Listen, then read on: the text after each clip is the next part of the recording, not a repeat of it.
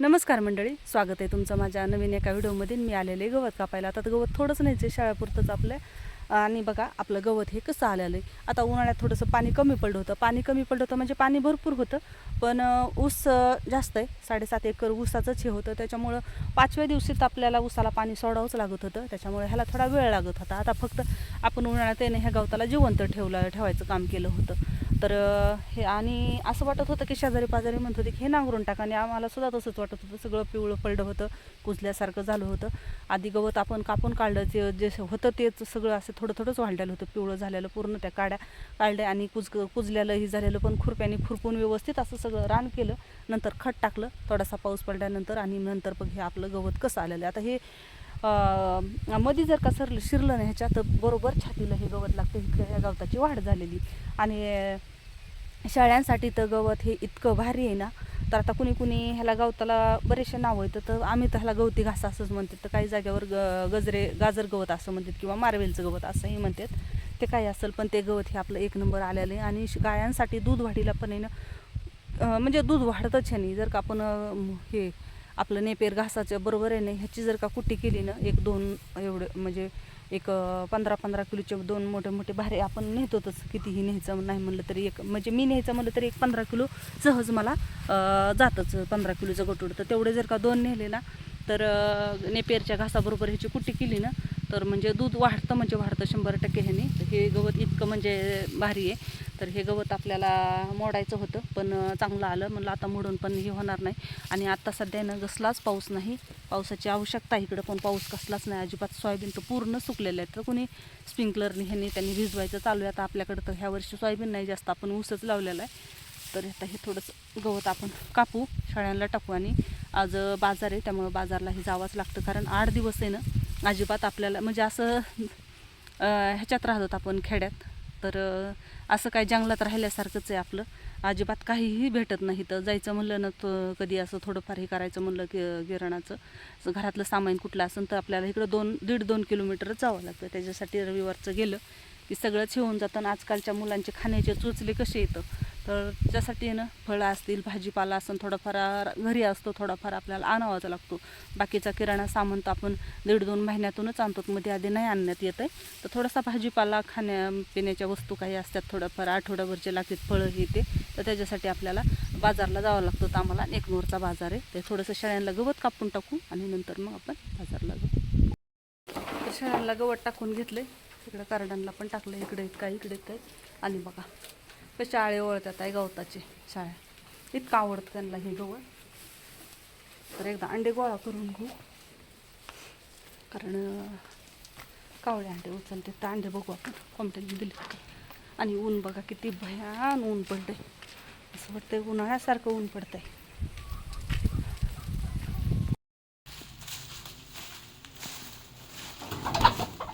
तर कोंबडी खुळ झालेली, अंडे हिला पण आता भरपूर असे साचले, तर हिला पण कोंबडीला ह्या अंड्यावर आपण बसवून घेऊ. कारण आता आहे ना ह्याच्यात पिल्ले, आषाढ असेल, श्रावण असं, तर त्याच्यामध्ये पिल्ले निघते चांगली. आपण ही पण कोंबडी बसवून घेऊ. ह्या कोंबडीचे पिल्ले आहेत ना, निघतेलच आता. अंडे बघावं म्हणलं जाता जाता, तर बघा एकच अंडं दिलेलं आहे. आणि ही जुळी सगळी फाटलेली, दुसरी जुळी हिथली बांधावं लागन. 2-3 दिवस कोंबड्या कोंडून ठेवल्या होत्या, तर आत्ता थोड्या सोडायला येतात, त्याच्यामुळं जुळीत अंडं देण्यात आलेली. आणि हे बघा 5 कोंबड्या आपल्या ज्या धरलेल्या होत्या, 4 खाल्ल्या, म्हणजे बोक्याने उचलून नेल्या. आणि ही आहे ना गाळ झाली. आता हिला एकही कुठंही दात लागलेला नाही, किंवा कुठं जखम कसलाच नाही, बोक्यात जास्त अजिबात जखम नाही, कुठं काय नाही. पण ती पिहिली असावा, किंवा मग म्हणजे तोंडातून तर सोडून आणलेली, म्हणजे असं हे केलेली, पण तिला दातही लागलेला कुठंच दिसत नाही. किंवा मान वाकडं करते, मग मानमध्ये असं मोल्डे असावा, असं फ्रॅक्चर झाल्यासारखं तिचं असं काहीतरी. किंवा मग ती भेदरली तरी आता 2 दिवस झालं, तिने व्यवस्थित व्हायला पाहिजे, पण अजिबात नाही हे असं. आणि अजिबात पाणी पित नाही, काही खात नाही का, अजिबात काहीसुद्धा नाही. थोडंसं मक्काचं पीठ आणि पाणी असं कालवून तिला हे केलं होतं. आणि ज्यावेळेस हे गवत आहे ना आपलं, तर ते बेणे नेण्यासाठी ना आमची म्हणजे आमच्या ननंदबाईची सून, तर डबल नातं आहे आमचं. आमच्या मावस दिराची मुलगी पण आहे ती, आणि इकडं तर म्हणजे सख्या ननंदबाईची म्हणजे भाच्याची बायको असं पण आहे. तर भाचं सून आमच्याकडे असं म्हणते. तर तिने येताना ना तिला गवत न्यायचं होतं बेण्यासाठी, तर तिने बराचसा भाजीपाला असं आणलेला आहे. आता हा भाजीपाल्याला आहे ना कुठल्याही प्रकारचं कसलंही असं म्हणजे रासायनिक खताचा न वापर करताना शेणखत असेल किंवा गोट्यातलं जे सगळं धुतलेलं जे असतं ना तर ते माळव्याला जातं तर त्याच्यावरचं हे एकदम नैसर्गिक असं पद्धतीने हे माळवं उगवलेलं आहे. तर ह्या भाज्या पालकाचा पानाचं किती मोठे मोठे तर हे फक्त ते रासायनिक खत न वापरताना शेणखताच्या ह्याच्यावर गोमूत्र हे असतं ना तर त्याच्यावर तर बरंचसं गवत असं कापून आणलं.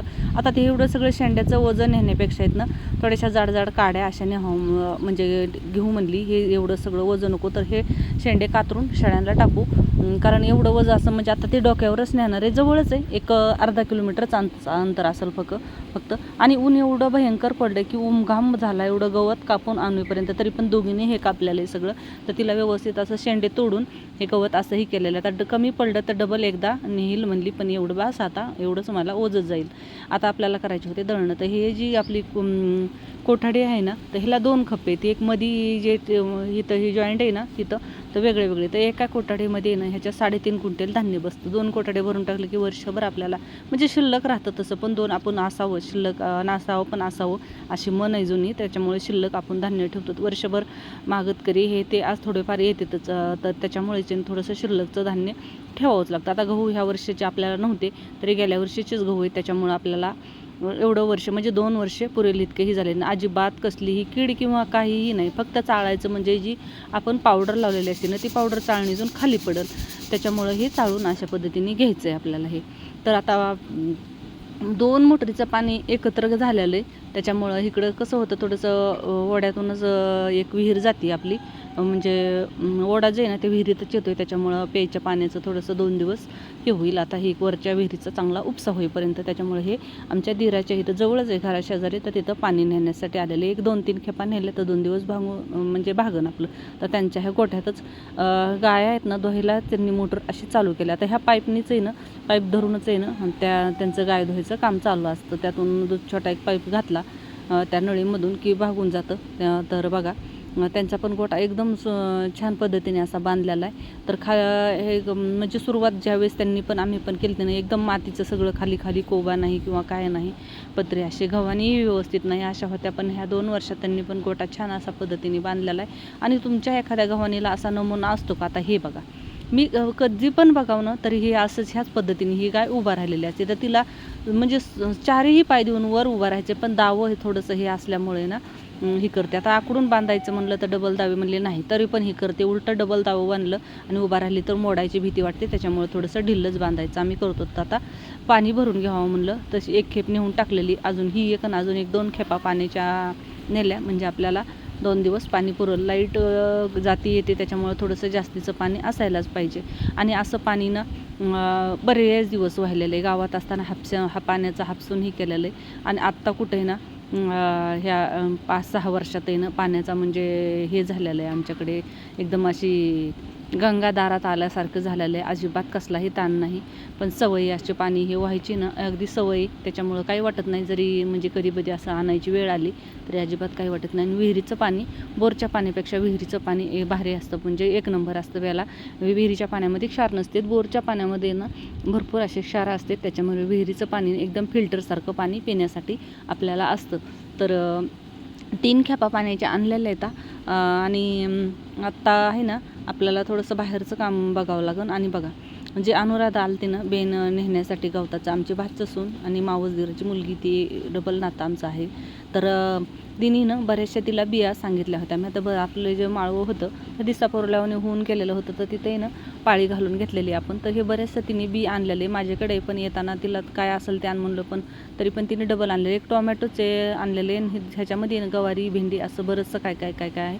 आणि ही जी मेथी तर ती खोडायची मेथी, एकदम गावरान मेथी. तर आता ती दिवाळीच्या नंतर टाकायची असते, म्हणजे ज्यावेळेस आपण लसूण लावतो ना त्यावेळेस ती मेथी टाकायची असते. ते हे वांग्याचे रोप आणलेले. तर आपले बरेचसे खाली वापले होते, पण आपण ज्यावेळेस पाळी घातली त्यावेळेस सगळे म्हणजे मोडून गेलेले. तर तिने हे थोडंसं हिरवट टाईप असं वांगं येतं, चांगलं काटेरी वांगे.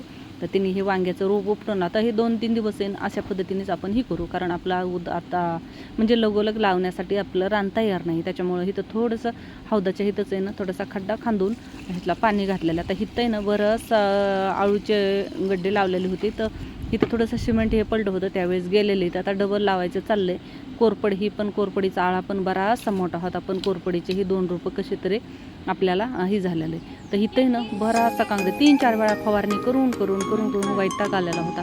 तर शेजारीचे एक रोटर आलं होतं, तर त्याच्यावर थोडंसं आपण रोटर मारून घेतलेलं आहे. आणि ही डबल 2-4 हे केळीचे हे आहेत ना, तर डबल म्हणजे केळी आमच्याकडे ही केळीचं हे केळी आली की त्याला केळी वेली असं म्हणते. तर 3-4 झाडं परत अजून डबल ही झालेलं आहे. तर ह्याला थोडंसं आपल्याला आहे ना टेकणं द्यावं लागते, कारण इतके घड मोठे मोठे येतात आणि परत मग केळीचं झाड मोडतं, त्याच्यामुळं टेकन देऊन घेऊ. तर अशा पद्धतीने इथं हे रोटर आपण मारून घेतलेलं आहे. तर थोडंसं दळण केलेलं होतं, लाईट बराच वेळ गेली होती, तर आता आली.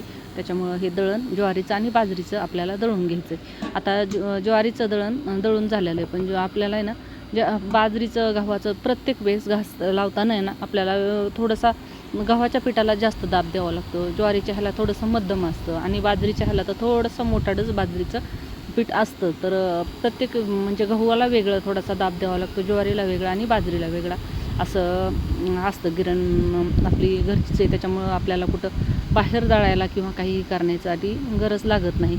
तर तिथं व्यवस्थित असा घास लावून घेतलेला आहे. आणि आता चहा घ्यायची वेळ झालेली, तर चहा घ्यावा म्हणलं, तर अद्रक टाकून चहा कर म्हणलं. पण परत लक्षात आलं की आज उपवास आहे, तर उपवासाला अद्रक चालते का म्हणून. तर त्याच्यामुळं आता ते जे अद्रक टाकलेला चहा आहे, तर घेऊ का नाही असं चाललं होतं. तर स्नेहल म्हणत होती की तुम्हाला दुसरा करून देते, इच्छा नसेल प्यायची तर पिऊ नका, आमच्याकडे असं अद्रक हे थोडंसं खात नाही. तर असं झालं आपल्या दिवसाचा शेवट. व्हिडिओ आवडला तर व्हिडिओला लाईक आणि चॅनलला सबस्क्राईब करा. धन्यवाद.